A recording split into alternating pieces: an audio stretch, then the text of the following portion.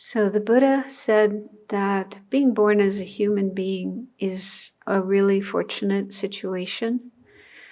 We're kind of right in the middle of samsara, between the unfortunate realms, animals, hungry ghosts, and hell beings, and the upper realms, the really high ones, the devas who have incredible bliss and happiness and very little, almost zero suffering and very long lives and just divine enjoyments. So we're kind of in the middle between those two extremes.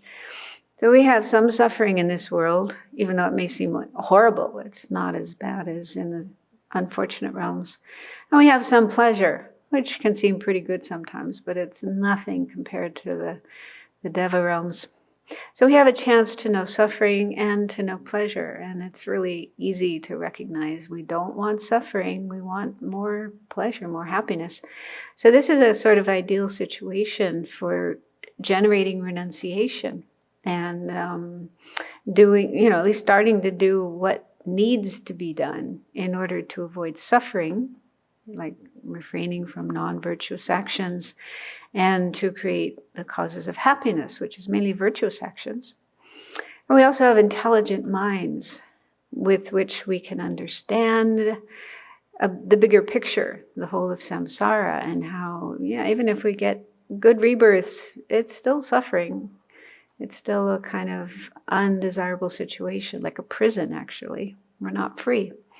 So then we can generate the wish to be free, to get out of samsara, and even better, to go all the way to full enlightenment, Buddhahood. So as human beings, we have this really ideal situation to be able to appreciate the Buddha's teachings, start to put them into practice. But not all human beings do have access to Buddha's teachings. So this is another reason that our lives are particularly special and fortunate. We do have the chance to learn the Buddha's teachings, and we have the karma to appreciate them and be interested in them and want to learn more and want to practice them. So we're really, really fortunate to have all the conditions that we have, and especially here in the Abbey, a little bit like an island of peace and calm in the midst of a lot of confusion and troubles right now in the world.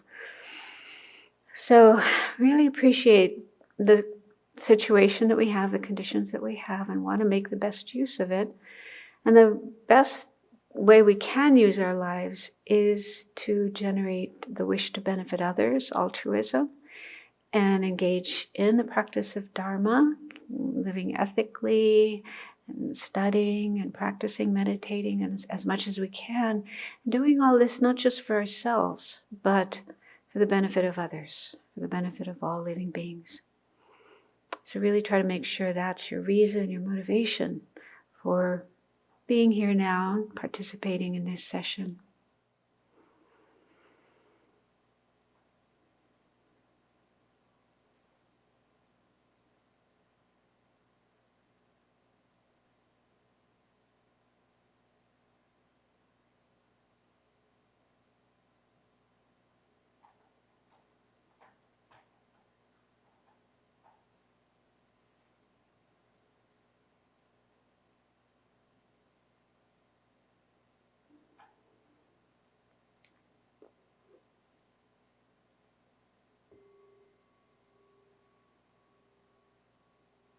We are doing a review of the first few chapters of Shantideva's Guide to the Bodhisattva's Way of Life. There's different ways of translating that title.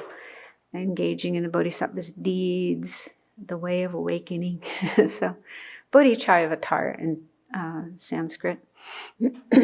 And so far we reviewed the first chapter, and that chapter gives an introduction to bodhicitta, the aspiration to become a Buddha, fully enlightened being, for the benefit of all living beings.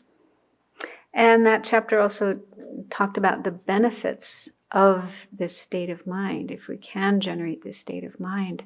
So by hearing about the benefits of it, then hopefully we will be inspired to at least start cultivating bodhicitta. And I was thinking this morning about an experience that I had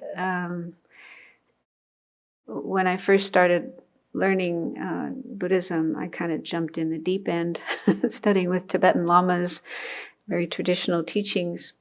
And I was very inspired by bodhicitta, and that was one of the main things that drew me to Buddhism. But after a couple of years, kind of learning more about what's actually involved in becoming enlightened. I mean, it's easy to say, oh yeah, I want to become enlightened to help all living beings. And I kind of thought, oh yeah, I'll do that pretty soon, in a couple of years. But then the more I learned about it, the more I realized, wow, it's a big deal and it's going to take a long time. And also the more I looked at my own mind, got to know my own mind and the incredible afflictive emotions in there, then the more far away it seemed. And then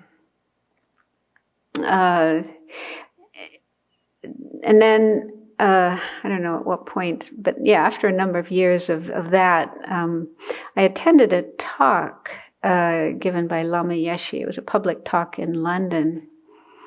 And he talked about bodhicitta, but the way he talked about it was much more kind of down to earth and practical. He said, you don't have to think about bodhicitta as helping all sentient beings. It's just you and the person in front of you, just like being as kind and caring as you can to this person in front of you. Somehow, I don't remember the exact words, but that was the sort of gist of it. And I found that just so kind of much more realistic, much more doable. And so it kind of helped me to renew my inspiration to generate bodhicitta and follow this path. Yeah, so I just wanted to share that with you in case you've never heard that kind of explanation. Because, the full picture, the full story of bodhicitta can be like, and I don't know if I can do that. It sounds wonderful, it sounds beautiful, but me, little old me, doing that? But if we think about it as, just one step at a time, starting just being more kind and caring to the people around us, our friends and our family, our neighbors and people we work with and so on. Just being more kind and caring and trying not to hurt them. I mean, that itself is a start going in that direction. And try to be less selfish. Yeah, so even if we think of bodhicitta in that way, and I think it makes a lot of sense and it's very inspiring. And then chapter 2, we covered that last week in a pretty rushed way. That chapter was talking mainly about confession of our past negative actions, bringing to mind things that we have done that we recognize as harmful, feeling regret for them, and then feeling a strong wish to purify those and not do them again in the future. So that's a really, really, really important practice to do. It's important for a number of reasons. One is so we don't experience the terrible results that would come otherwise if we don't purify our negative actions.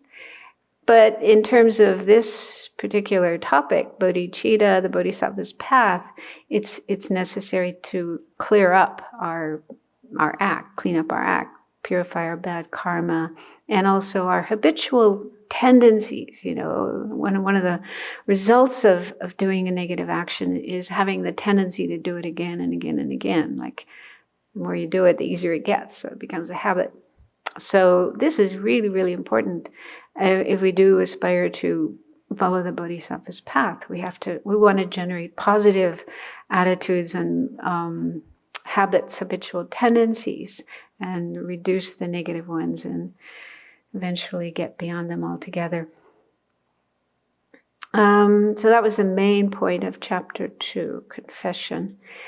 And now chapter 3, which, in the translation I'm looking at by Tosugi, it's called Completely Upholding the Mind of Enlightenment. This is a little shorter than the last one. It has 34 verses. I might be able to get through it all this morning. If not, can continue next week. And so actually chapters 2 and 3 contain all of the 7 limbs. These are 7 practices that are said to contain the most important points for purification of non-virtue, or negative actions of the past, and also accumulation of merit or positive energy. So these are 2 areas that we need to put a lot of effort in, especially in the beginning, but not just in the beginning, all the way. The Bodhisattva's path consists of especially accumulation of merit, positive energy, to be able to keep going on the path. So these are 2 things we need to work on continuously from the beginning up until enlightenment: purifying any mistakes, non-virtues, and accumulating positive energy or merit or virtue, whatever you want to call it, the positive side of the path. So it's said that there are these 7 practices that are the most important practices to accomplish these 2 goals of purification and accumulation of merit. And so in chapter 2, in addition, so the 7 limbs are, first of all, prostration, and then offerings, and then confession. So those 3 were actually included in chapter 2. So there were some verses related to prostration or paying homage with body, speech, and mind to all the Buddhas and Bodhisattvas and so on. And then offerings, there were all verses with lots of wonderful, beautiful offerings, and that's a way of accumulating merit. So that was also included in chapter 2. And then, of course, confession. So now in chapter 3, we have the remainder of the 7 limbs, the last 4, which are rejoicing, requesting the Buddha to teach, requesting the Buddha to not pass away from this world, and then dedication of merit. So that those 4 limbs come at the beginning of chapter 3, and then it continues with other topics. So the first couple of verses, the first 4 verses of chapter 3 are about rejoicing. So rejoicing means feeling happy, feeling joyful, about virtuous actions that have been done by other people, but also by oneself. And this is said to be a really excellent way of accumulating merit or virtue. It's virtuous to rejoice, as long as what we rejoice in was virtuous. It's not virtuous to rejoice in non-virtue, like people often do when a criminal in this country, when a criminal is being executed. Yeah, people rejoice in that. Yeah, good. They got what they deserved. So that's negative rejoicing. And it's also negative to rejoice any kind of violent, harmful, negative action, even if we feel it was justified, like if our country is fighting another country and we manage to kill a bunch of people or knock out the leader, we may think, well, that's good, isn't it? Well, it's not good in the sense that it was a harmful action to do, it was a negative action to do, and that those people who were killed, suffer. So we should be careful not to rejoice in those kind of things. So instead, we rejoice in virtuous actions. Okay, so when we see somebody making offerings, for example, or studying or meditating or helping somebody. So there's lots of actions like this. Here in the Abbey, every day people are doing a lot of virtue, and out there in the world, the frontline workers, the medical workers, the people who are trying to relieve the suffering of others, hunger, homelessness, anxiety, depression, and of course COVID and all the other kind of sicknesses. So there's hundreds, thousands of millions of people out there every single day, 24 hours a day, doing this kind of thing. And then, of course, all the spiritual practitioners, whether they're Buddhist or any religion, those who are sincerely living according to the teachings of their religion, living ethically, praying, meditating, working on their minds, helping others. So these are just examples of things to rejoice in. But we also need to rejoice in our own virtue, the good things that we do. We sometimes neglect to do that. And sometimes we even do the opposite of that. We sort of beat ourselves up because we didn't do enough. We didn't do a good job. We spent a half an hour meditating, but our mind was all over the place. And then we beat ourselves up instead of rejoicing that we at least tried to do it. So we tend to be hard on ourselves, we Westerners. And so rejoicing is a really good antidote to that self-criticalness, self-judgmentalness, low self-esteem, all of those kind of things. So I had to learn this myself. It took a long time before I could learn to start rejoicing in myself. Another thing we may think, but isn't that pride? Isn't that ego? Isn't that, being full of yourself? I mean, there's a difference between pride and arrogance and just plain rejoicing. Pride and arrogance is more when we feel, I'm better than others. Wow, I'm so great. Look at me, and I'm better than others. I do more than others. So that's not rejoicing. Rejoicing is, I got up this morning and I, made some offerings on my altar, and then I sat down and I did some prayers and practices, and wow, that's a good thing. I'm glad I did that. And I'm keeping vows. I'm wearing these robes and keeping vows, and I'm trying to do good things every day. This is good. I'm doing good. So, it's not about comparing ourselves with others and feeling better than others, but just rejoicing, feeling good about the good we are doing. We need to do that to give ourselves encouragement. Otherwise, if we keep beating ourselves up, if we're hard on ourselves, always criticizing ourselves, eventually we may give up altogether. We may feel, this is too hard. I'm not going to do this. I'm going to go back to what I was doing before. So it's really, really important to learn to rejoice in our own good actions and our good efforts. And always strive to do better. Yeah, try to get our mind more under control and our ethical practice better. But just the fact that we are trying is really important to appreciate about ourselves. And then, of course, lots of other people's activities to rejoice in.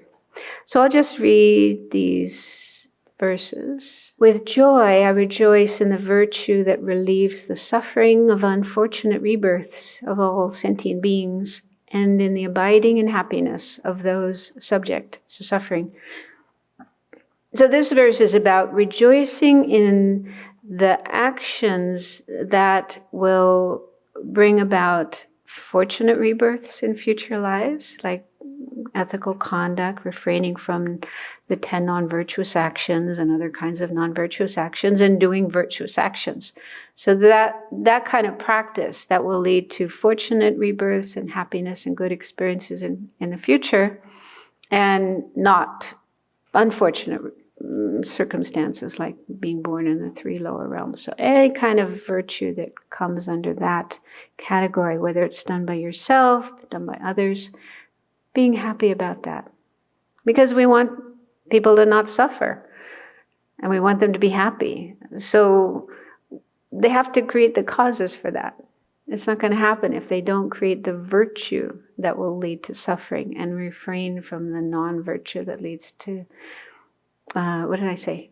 We want them to create the virtue that leads to happiness and refrain from the non-virtue that leads to suffering.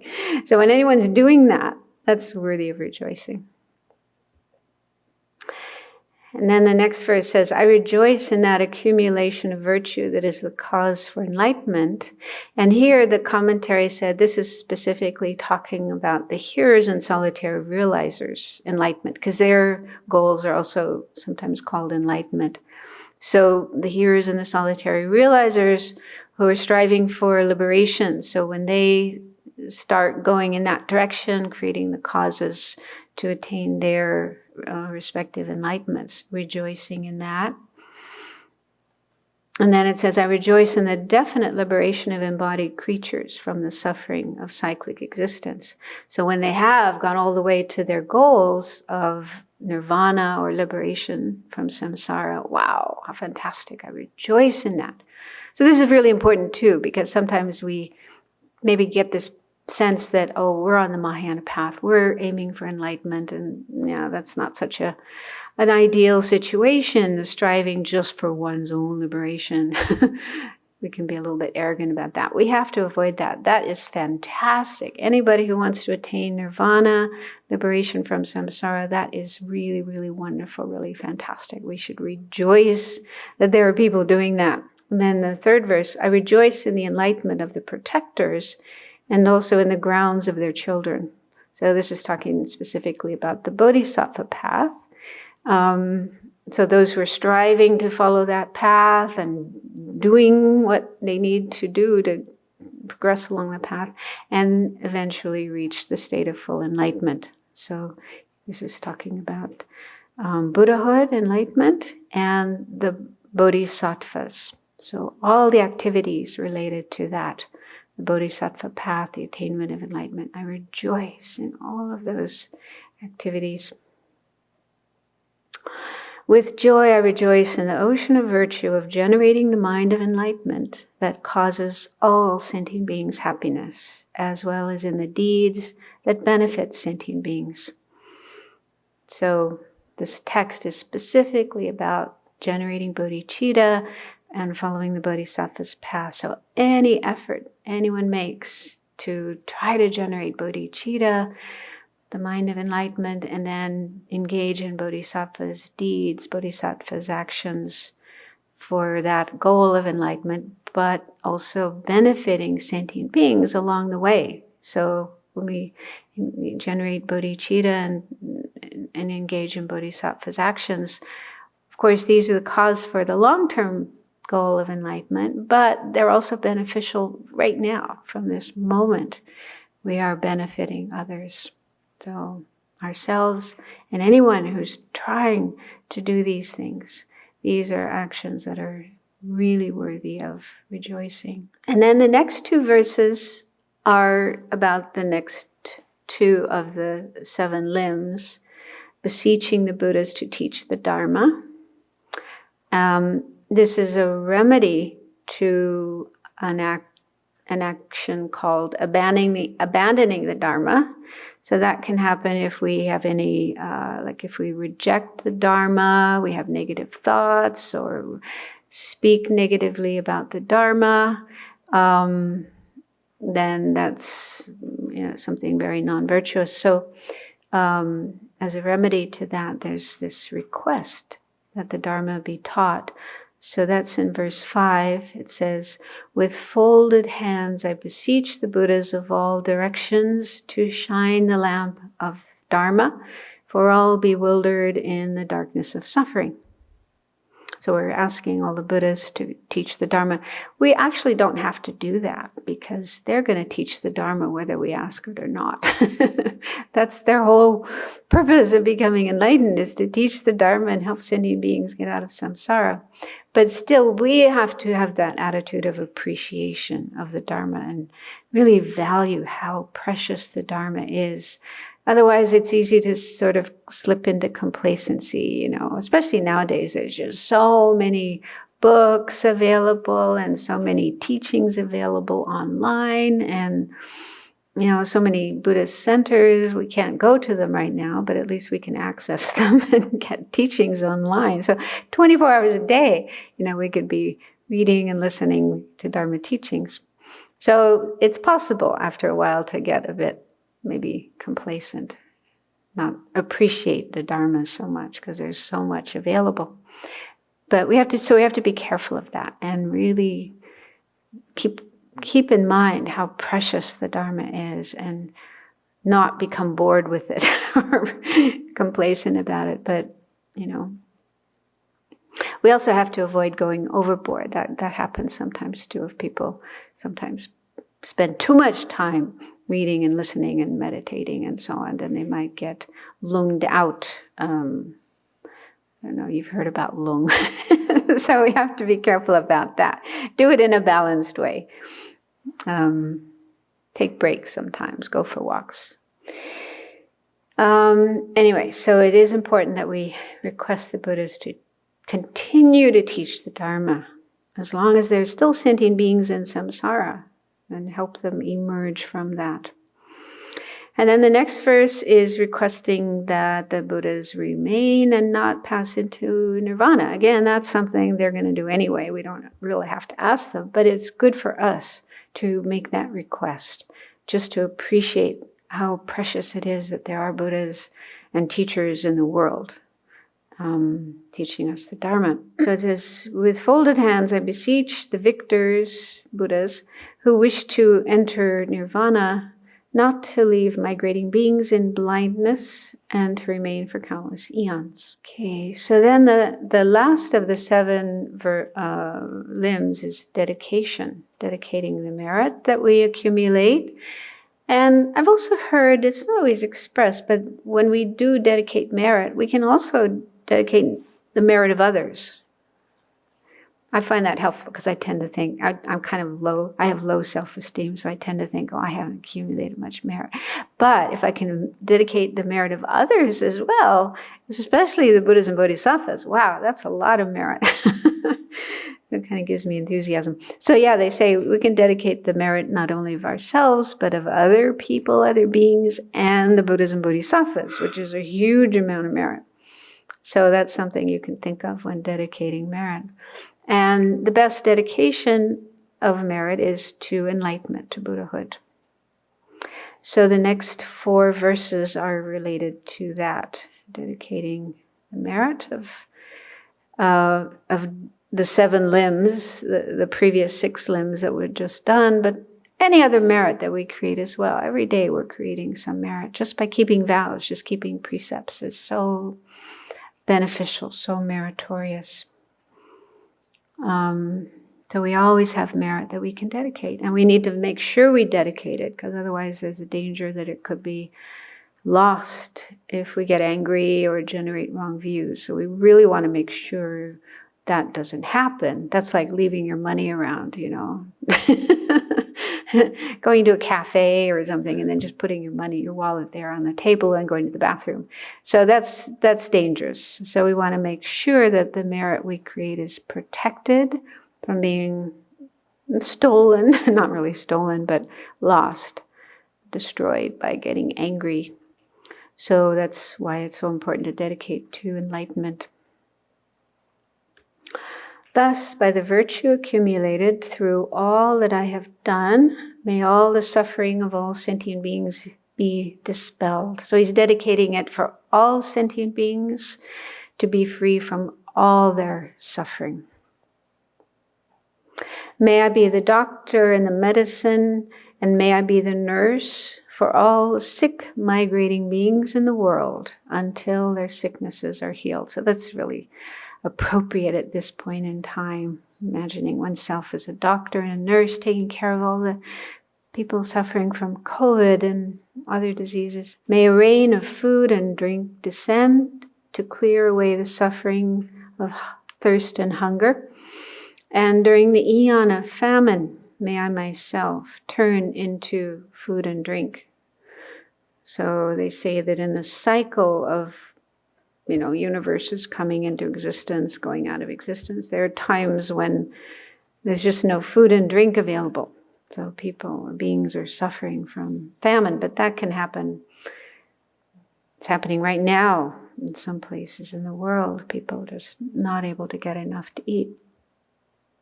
So it's really beautiful to imagine, may I myself turn into food and drink and feed those who are hungry and thirsty. May I become an inexhaustible treasure for those who are poor and destitute.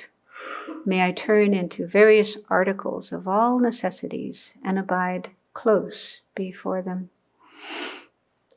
So, Shantideva's text this chapter, and also chapter 10, the dedication chapter, just full of these beautiful verses, as we know. Star-spangled compassion. Yeah, it's very, very inspiring. And it's typical of bodhisattvas to make these kind of prayers and aspirations about how they want to help sentient beings now and in the future. And I read something in Geshe Topten's commentary, The Way of Awakening. He says, someone once said to His Holiness the Dalai Lama, "Bodhisattvas' prayers are so sublime that it seems unlikely that they can become reality. What is their purpose?" The Dalai Lama answered that, although it is impossible to realize most of them, these prayers expand the mind of the bodhisattvas and encourage them on the path. Training one's mind is important, and a bodhisattva will do it so completely that he will later on acquire the attitude of being able to do anything. So, I don't know, for me it's helpful to just, His Holiness's way of saying things is kind of very practical. And yeah, maybe it's true that some of these prayers will never actually happen, but just to make these prayers, just to have these thoughts, these aspirations. How wonderful if I could turn my body into food and drink that rains down on all sentient beings all over the universe. Well, maybe I won't be able to do that, but just to have that thought is amazing, is beautiful. And it, like he says, it expands your mind, expands your heart.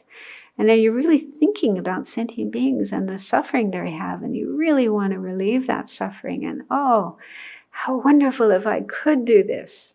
Yeah. So it's just a way of enhancing the compassion, the love, the dedication to benefiting others.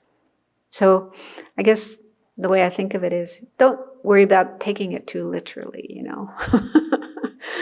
but just see it as an exercise, a training in the mind of compassion and love and generosity. And the next verses continue with this as well. And in the commentary, it says these verses are related to the perfection of giving, the first perfection. Because it's interesting, in the book itself, there is a chapter for each of the other perfections, except the first one, perfection of giving. So there's, perfection of patience, of course, chapter 6 and so on. So all the other perfections are dealt with quite extensively, but there isn't a chapter just about giving. So some verses in this chapter can be found about giving, and then in chapter 10 as well, where it talks about giving your body and providing whatever is needed to sentient beings. So the next verse, number 11, the commentaries say, this verse is training one's mind to be able to practice giving, getting familiar with the whole idea of practicing giving. So it says, without any sense of loss, I shall give my body and resources as well as my virtues of the 3 times for the sake of accomplishing the welfare of all sentient beings. So it's said that what we can give, the things that we can give, include our body, our own body, and our resources, money and whatever it is we may have, clothes, food. So these are things we can give. That's more like material giving. That we can also give our virtues. So the virtue, the merit, the good karma that we create, we can also dedicate that to others. It's not really possible to give virtue away. I mean, each person is responsible for their own karma. Can't transfer karma from one person to another. But still, to have the wish to do that, I would like to give my merit to others, my virtue to others, so that it brings happiness for them. So again, this is a way of accumulating, enhancing compassion and love, and but also when we dedicate our merits to enlightenment, that is a way of giving our merits to others. By these merits, may I progress along the Bodhisattva path and become more and more able to help others, and eventually become a Buddha, and be able to help all others in the best way. So that itself is a way of giving our merits away to others, rather than, I want to keep these all for myself and just for my own happiness. And the next verse, number 12, explains the reason or the benefit of giving everything to others. It says, by giving all, I shall transcend sorrow, and my mind will accomplish nirvana. Nirvana here means enlightenment, because that is a kind of nirvana. It is the ultimate nirvana. It's actually called non-abiding nirvana. The enlightenment of a Buddha is called non-abiding nirvana. Do you know why? Why is it called that?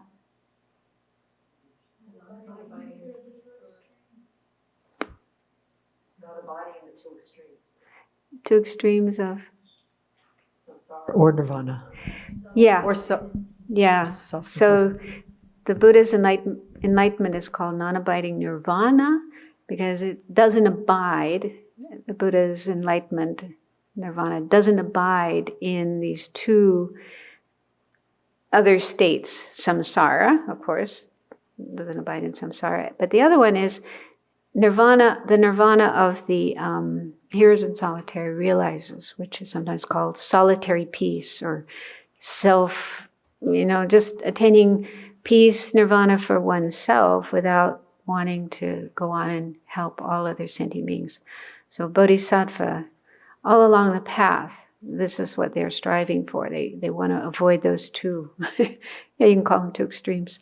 The extreme of samsara, oh, that's the ocean of suffering. I want to avoid that. But the other extreme is self-liberation or solitary peace, attaining nirvana just for oneself. So the enlightenment of a Buddha doesn't abide in those two. So that's what's referred to here. He's saying, by giving away everything, I will get out of suffering and will attain nirvana, the ultimate nirvana of Buddhahood. All will be given similarly. It is best that I give to all sentient beings. So one of the commentaries says it's appropriate to give everything to sentient beings because they are the best field of generosity. Field, in the sense that we plant seeds, just as we plant seeds in a field that will bring crops later on, vegetables and so on. So by giving to sentient beings, this is like planting seeds that will produce the good results of progressing along the Bodhisattva's path and reaching enlightenment. Because they need it. They need so much. I mean, it's wonderful to make offerings to the Buddhas and Bodhisattvas, of course, but they don't really need our offerings. So sentient beings are hungry and thirsty and poor and homeless and cold and sick, and they're really in need. So it's very, very important to practice giving to them. And in Geshe Thupten's commentary, he says there's two reasons that it makes sense to offer everything to sentient beings.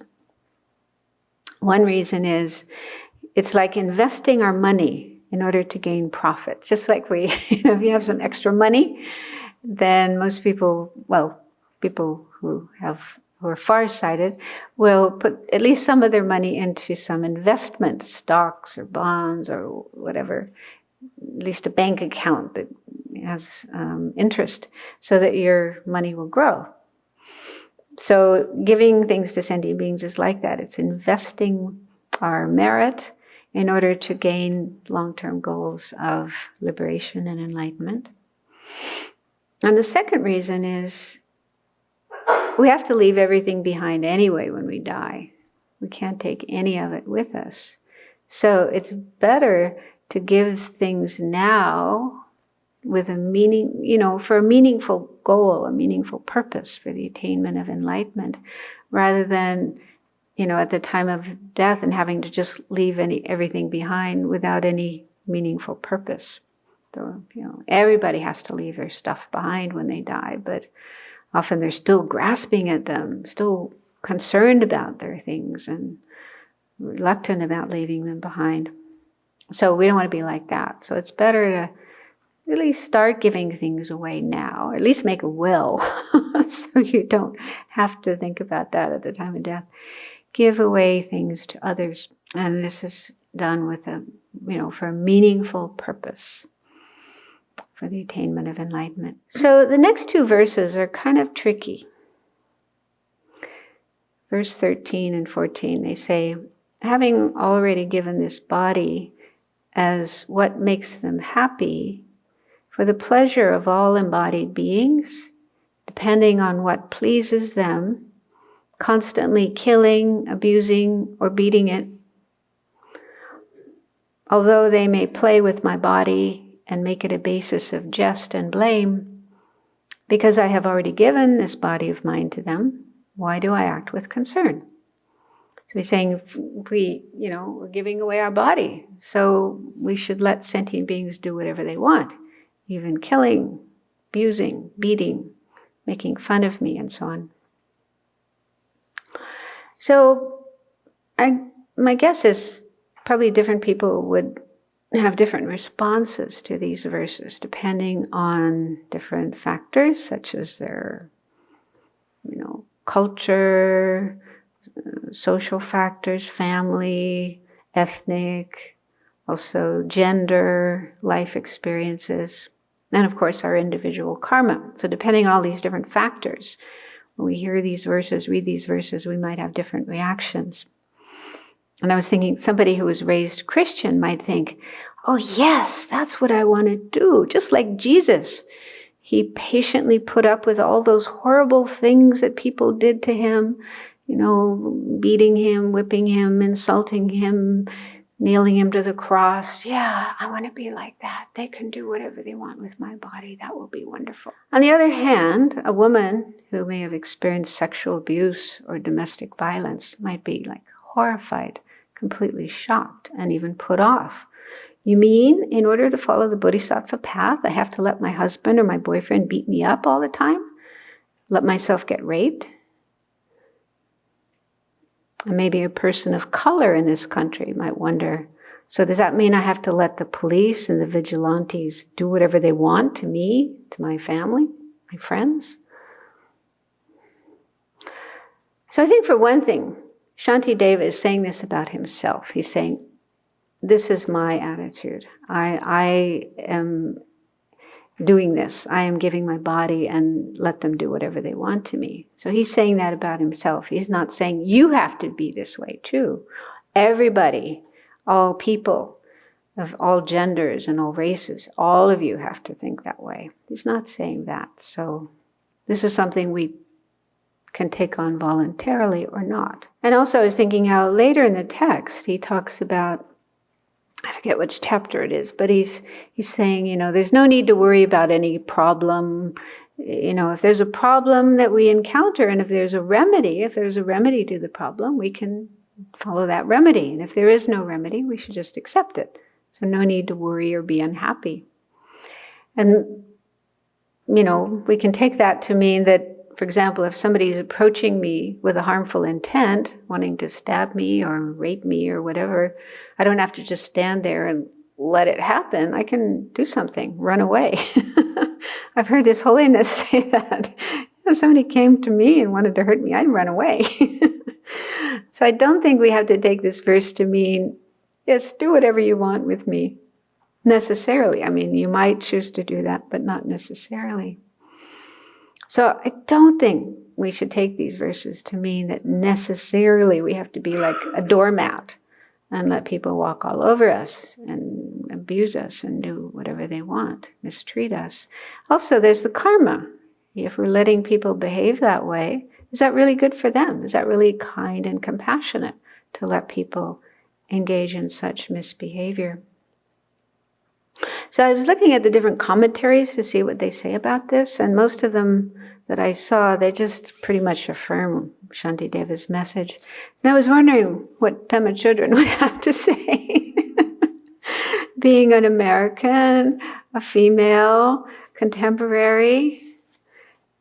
So I'll just read what she says. She said, when I first read these verses, I was appalled. I didn't want to consider going this far, nor did I feel it was wise to do so. From a Western perspective, this advice seems to feed right into the self-loathing so prevalent in our culture. So that's one thing we have to be careful about as well. You know, this is why some women get trapped into abusive relationships, because they think, I don't deserve any better. So this is definitely not where Shantideva is coming from. But knowing that Shantideva's intention is to always support and encourage us, I looked past my initial aversion and discovered the wisdom of his words. This, I realized, was the approach of the civil rights workers. In order to benefit not only African Americans, but also their oppressors, they were willing to put their bodies and feelings on the line. For the greater good, they entered into dangerous situations. Being the butt of every mockery, which is another way of translating, letting people make fun of me, was the least of it. They knew they would be beaten, insulted, and perhaps killed. This is an example of Bodhisattva wisdom and courage. Yet these were just ordinary people who had given birth to the Bodhi heart. These verses describe what many famous bodhisattvas were willing to go through. People like Nelson Mandela, Mother Teresa, Aung San Suu Kyi, and Gandhi. It also describes the bravery of countless unsung heroes and heroines. So I thought that was nice, a nice way of thinking about it, that there are these people, even now, who are willing to put their lives on the line for the benefit of others. And in Geshe Tupten's commentary, he said, we need discrimination in offering our bodies. We must act wisely in each situation, considering whether our gift will be beneficial or harmful. If the benefits amount to more than the harm, if there's more good than harm, then it's appropriate to do so. Otherwise, it's not a good idea.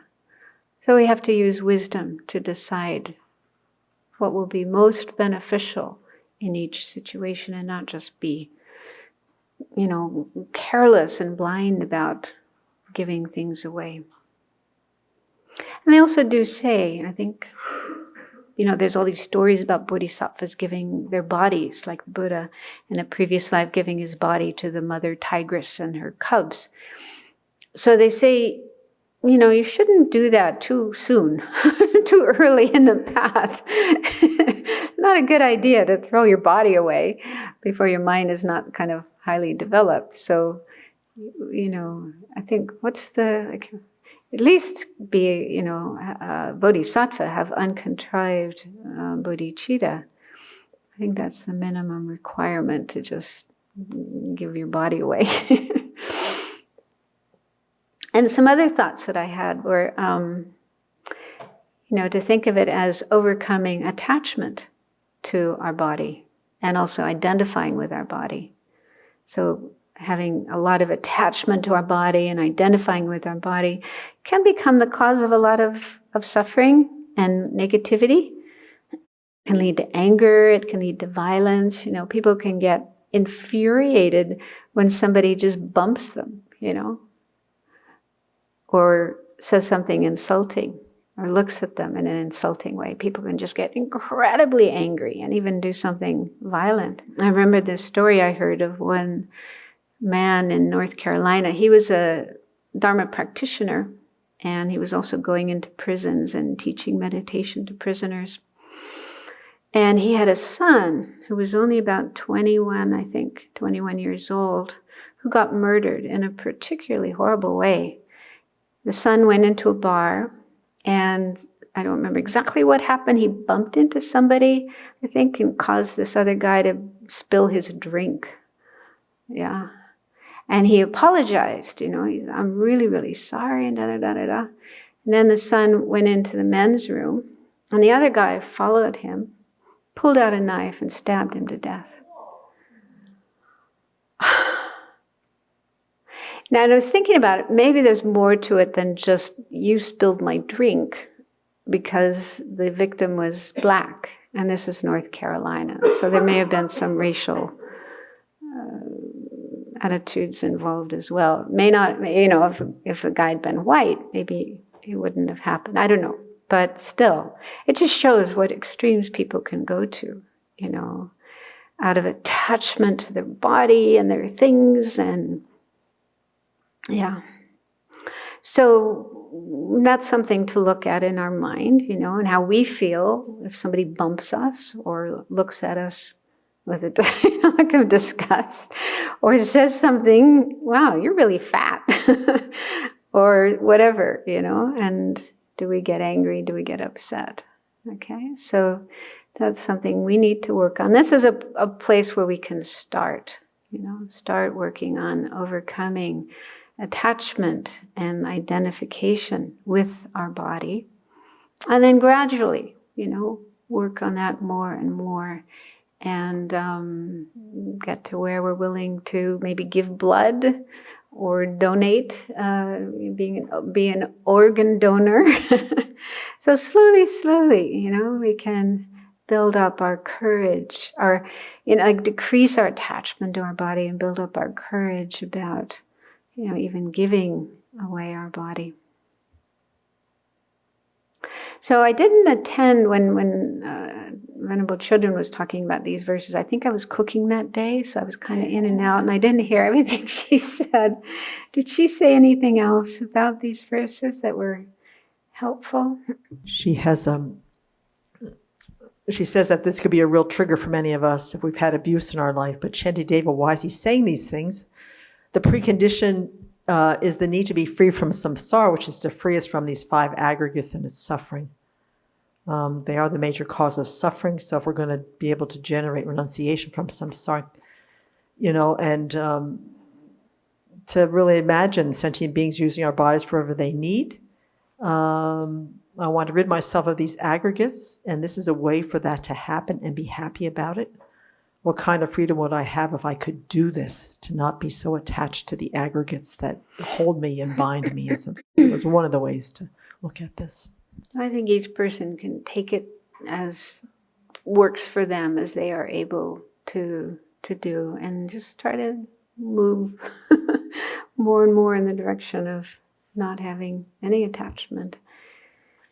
But we do also have to think about other sentient beings. And that's one of the things I find hard about these verses is, let them kill me, let them beat me. But aren't they creating bad karma by doing that? Is that really good for them?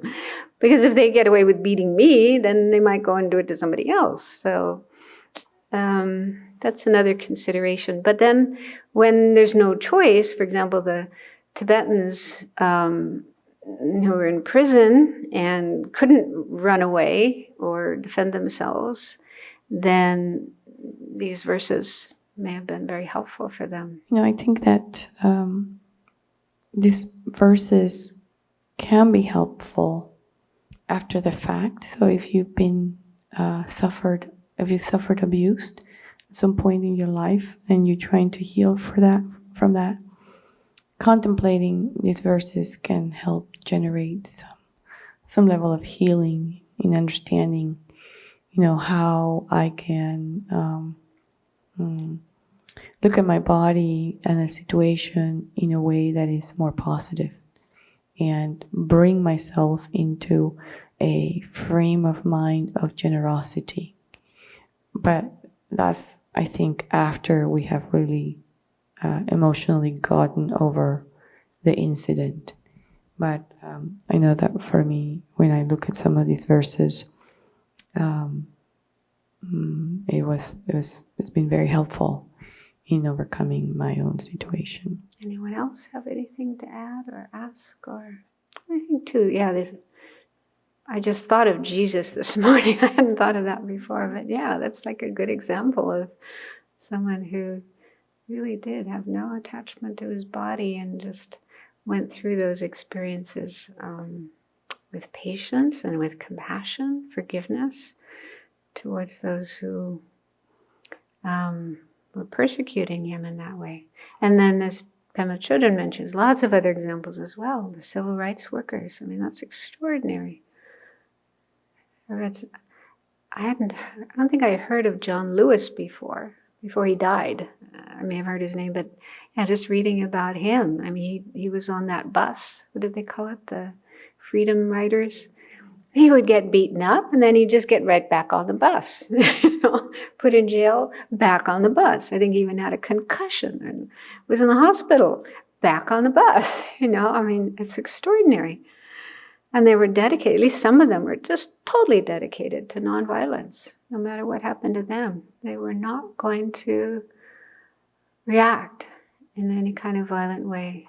And they were so determined, this cause that they had.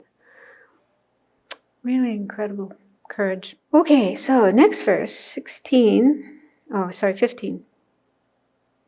I shall make it do whatever action that will not cause any harm. When anyone encounters me, may it never be meaningless for him. So some of the commentaries say what this means is I will use my body in ways that will not harm others. I will use my body in a completely non-harmful way.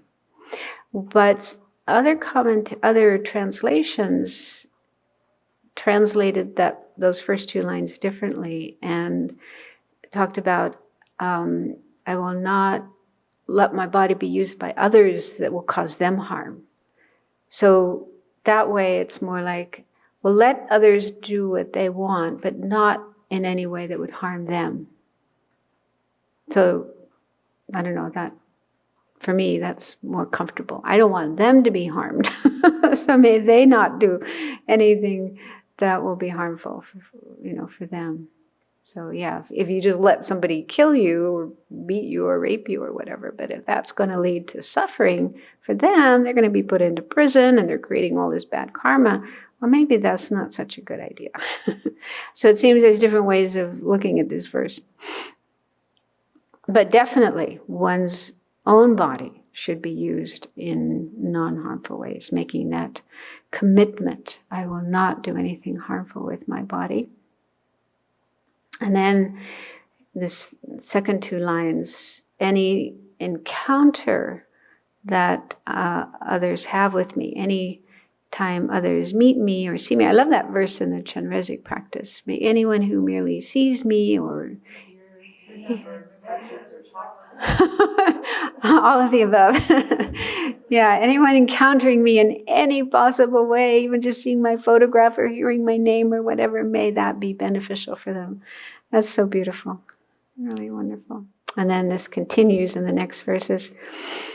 Number 16, if in those who encounter me, a faithful or an angry mind arises, may that eternally become the cause for fulfilling all their aims. So this is saying, don't expect everyone to like you, to have positive thoughts and feelings about you. They may dislike you or get angry at you.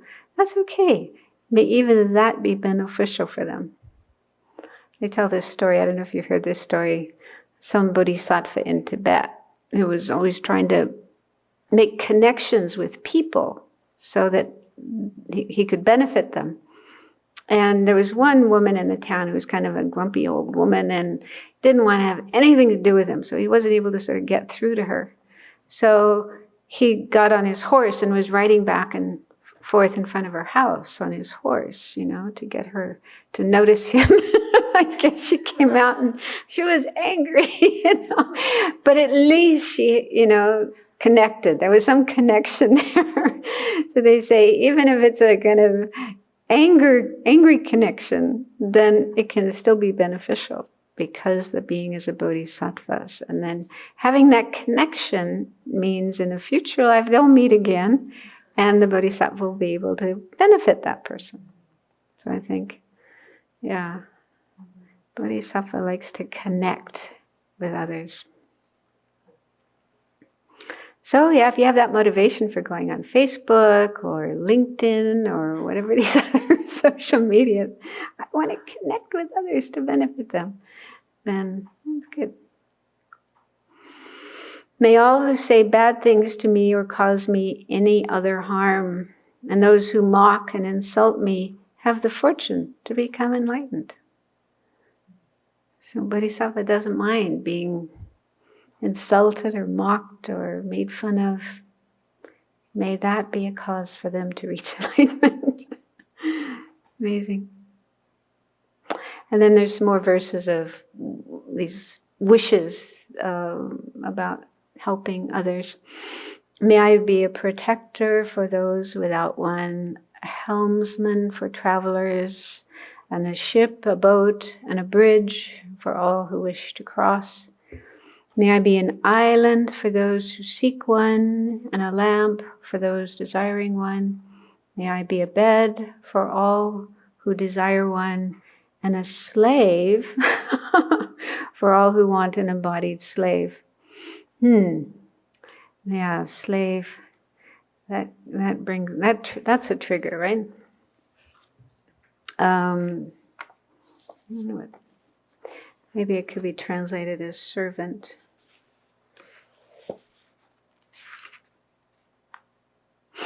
Yeah. Oh, it says, for all who need a servant, may I be their slave. Well, let's say servant. It's a little less triggering than slave. I mean, maybe in ancient India, slaves were not treated as horribly as they were in this country. That's kind of hard to wish to be a slave, but servant is more manageable. May I be a servant. May I serve others. Here we offer service every day. So that's the point. The point is to serve others with kindness and compassion, be attentive to their needs and wishes, and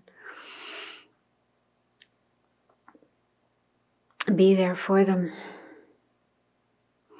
May I be a wish-fulfilling jewel, a good vase, knowledge mantras that accomplish, and great medicine.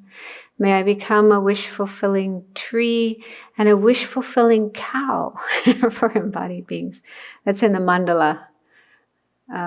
This wish-fulfilling cow that's continuously giving milk and butter and cheese and yogurt and all these ice cream.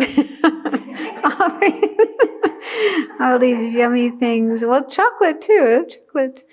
Milk chocolate especially requires some milk. So yeah, just being able to provide whatever is needed for sentient beings. Just like the great elements such as earth and like space, may I always be many varieties of bases of sustenance for the boundless sentient beings. Likewise, until all attain nirvana, may I also be the source of sustenance for all the realms of sentient beings that reach into the ends of space. So I was thinking that with this verse number 21, talking about the great elements, just like the great elements, may I be whatever is needed for sentient beings. Amitabha Rinpoche composed a meditation about this, and I thought it might be nice to do it. It's not too long, and it's quite beautiful.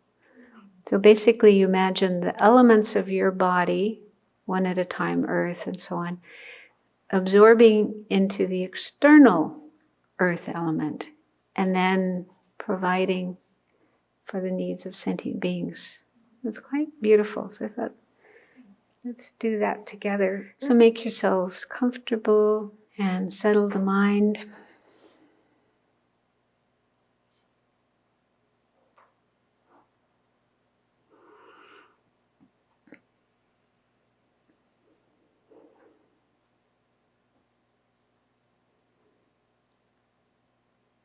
Remember the motivation, wanting to benefit all living beings. To do that, we need to work on overcoming ego, self-centeredness, attachment to our body and our other things, and increase our heart of giving, generosity, and kindness and compassion. So that's the purpose of this meditation.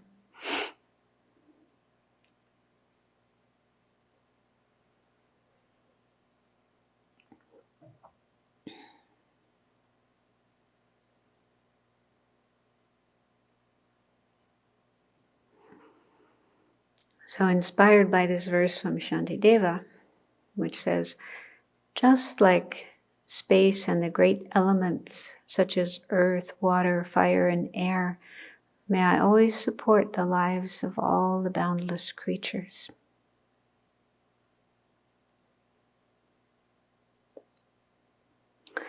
So first think about the earth element of your body, and this is the quality of solidity. For example, our bones and teeth have a lot of earth element in them. But it's also present in all the parts of our body. For example, our skin. We have earth element in our skin, in our organs, and so on. So all that quality of hardness or solidity in our body. So imagine that going out and absorbing into the external earth element. So that quality of hardness, solidity existing in the world around us.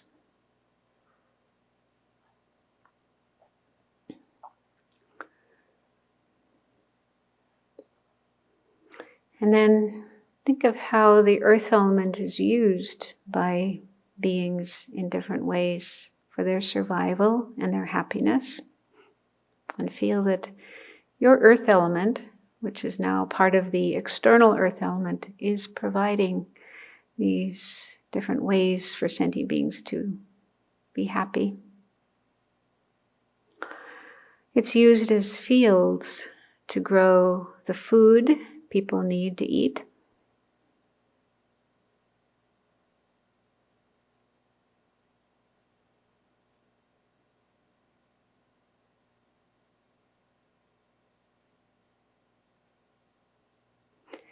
It becomes beautiful parks and forests, which are homes for birds and animals, and are also places where people can go to relax and enjoy nature.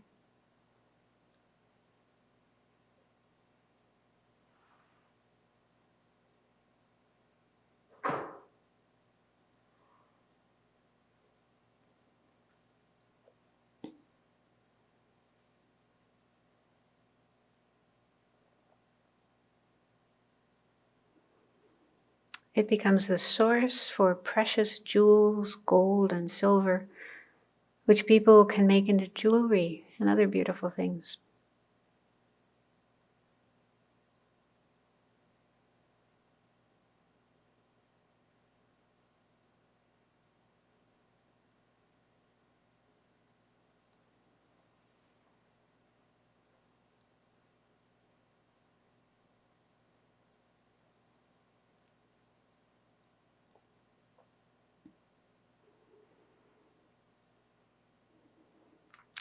It's the basis for building houses, cities, and roads, and also becomes the materials people use to build all those things for their comfort and livelihood.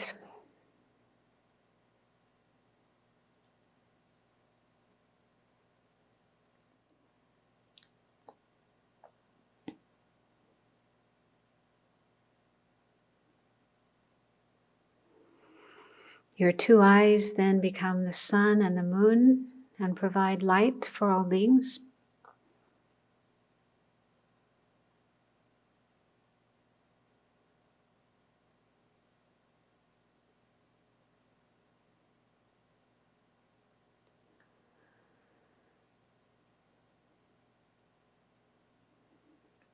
Your flesh becomes food for all beings.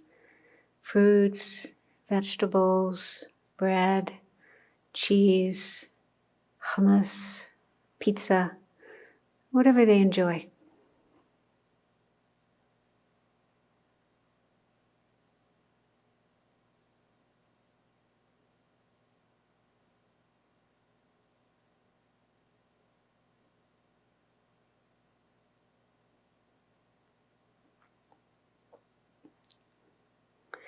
Your skin becomes clothing and shoes that people can wear, protect them from the elements.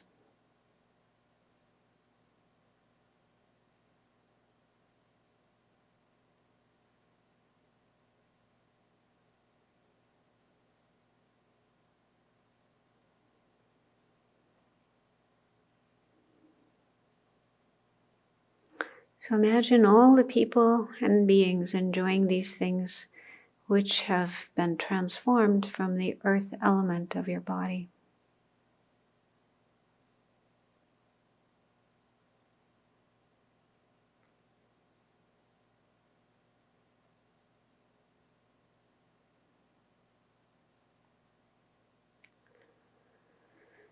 Now think of the water element of the body. And this is mainly in our bodily fluids, like blood and other liquids in our body. But actually the body is a huge percentage. I don't know, 75% water, or maybe more. So imagine all that water element of our body absorbing into the external water element.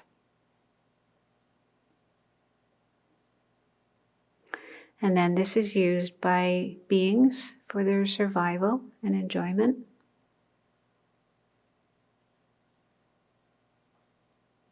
It becomes water and other delicious drinks, juice, Coca-Cola, tea, coffee, and so on.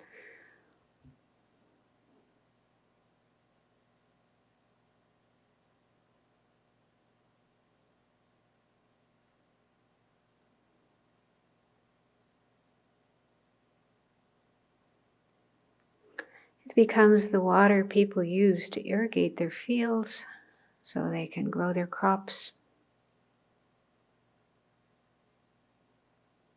And also nourish their thirsty animals, their cows and sheep and so on.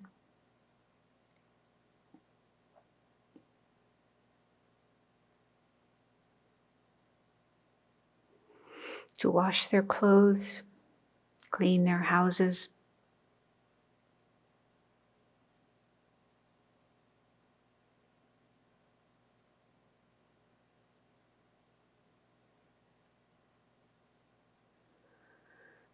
And to make fountains and swimming pools where they can enjoy water sports.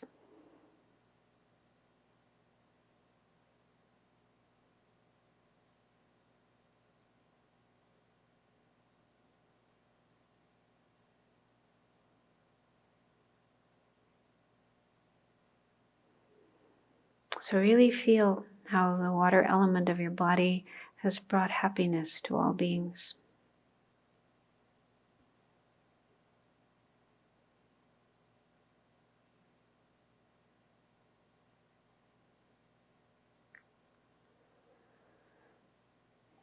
And next, imagine that the fire element of your body absorbs into the external fire element. So the fire element doesn't mean like flames, but it's heat, that quality of heat, warmth. So your fire element goes into the external fire element and brings happiness to other beings. It gives warmth to those who are cold.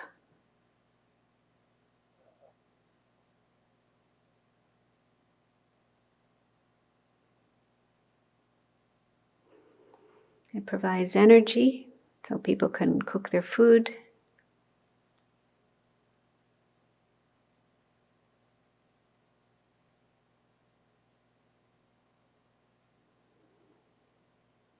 Gives them light and energy to run their other devices and appliances.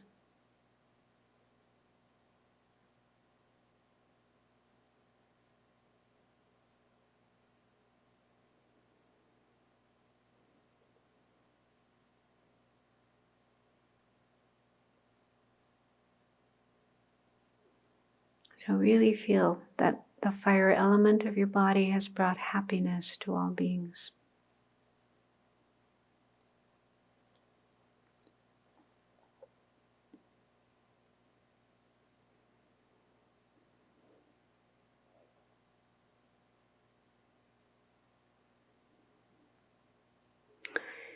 And then there's the air element of the body.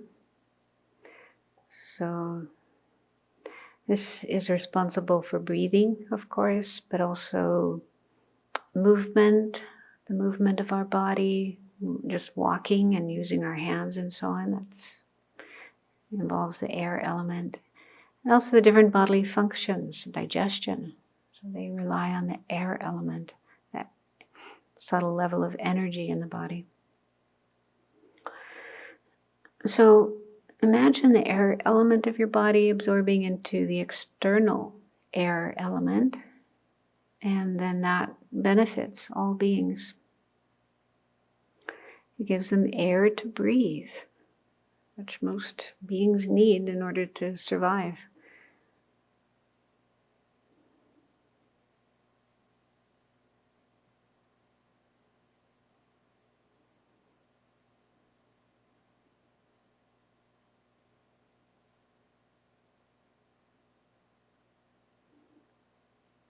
And it becomes wind to provide energy. For example, places where they have windmills.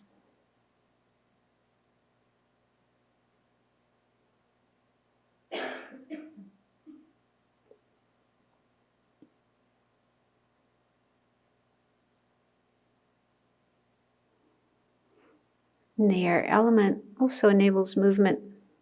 It enables people and beings to walk, to run, do sports, and so on.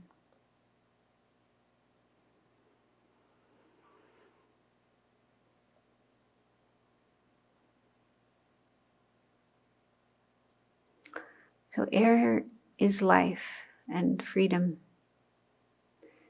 Let yourself be breathed in by all beings, providing life-sustaining oxygen to every cell in every being's body.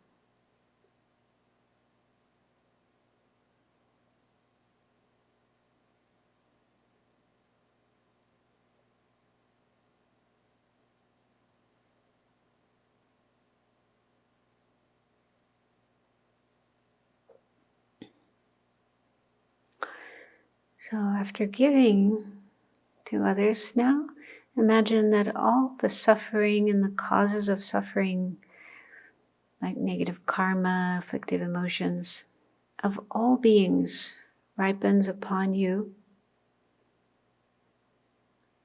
So all the beings become free of their suffering and causes of suffering. And allow that to absorb into your self-centered attitude, grasping at ego, I, mine. You can imagine that as a lump or black hole at your heart. All their suffering and causes of suffering, absorb into that. And then they all disappear into emptiness. By your own self-centered attitude, ego, and the suffering and causes of suffering of others all dissolve into emptiness.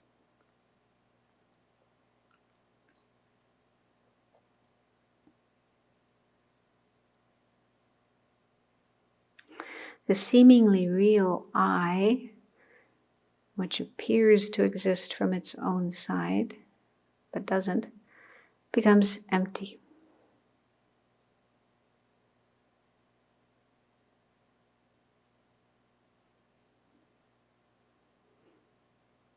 All that remains is the merely imputed I.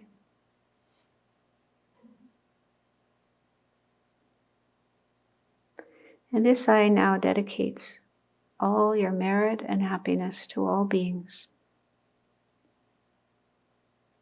You can also dedicate all the merit of the Buddhas and the Bodhisattvas and other beings. So a huge, vast ocean of merit, positive energy.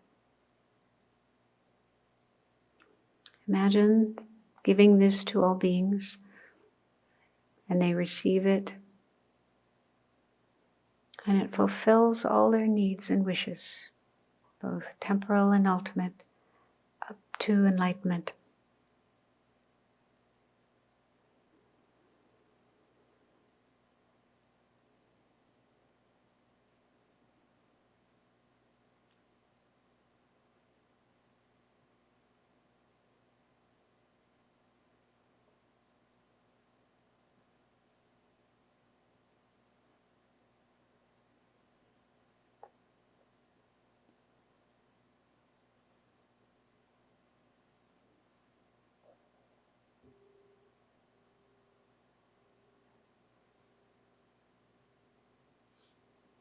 We have 2 minutes left. Anybody has a question or comment or something to share?